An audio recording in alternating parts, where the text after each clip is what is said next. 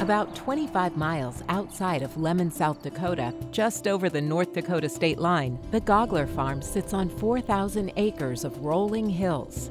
In the nearly 100 years that the Gaugler family has farmed here, things have certainly changed. Yet, they've also stayed the same. A lot of what we're doing today has been done already. I mean, it's not new, but we have some small pieces of technology that enable us to change how we're going about it. Drew Gaugler and his sister Erin grew up on this land. Both went away to college. After graduating as a mechanical engineer, Drew worked in Africa, New Zealand, and Australia, gaining valuable insight into farming practices around the world. Erin is finishing up her PhD in range sciences. Their parents, Jody and Harold Gaugler, both hold master's degrees and share a passion for learning with their family. They both had the opportunity to see the world, and they've brought a lot of things that the United States people don't do. They dug wells and used solar to pump them. They planted trees to provide a windbreak for the cattle. And they created a habitat that attracts wildlife to help foster a healthier functioning landscape.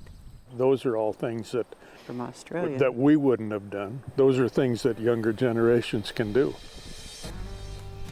One of the new practices that Drew and Erin brought to the ranch, bale grazing.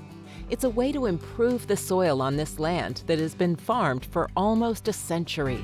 Bale grazing is really a regenerative practice. It's how we are taking hayfields that have been reaching the end of their productive period, and we regenerate them back into being highly productive.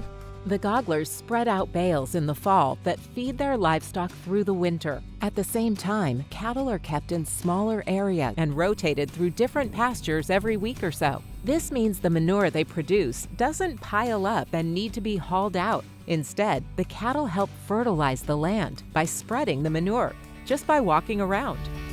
It's like mulching for a garden, but it's just on a larger scale. We're not spending all of that time running the tractor, burning the fuel, and the cattle are working a little bit more for us and helping us accomplish our goals. Cattle aren't the only livestock working to improve the soil. You'll also find another type of species, sheep. The reason? Different livestock function in different ways. The sheep forage and distribute manure differently than cattle, which improves soil health and forage production across the landscape.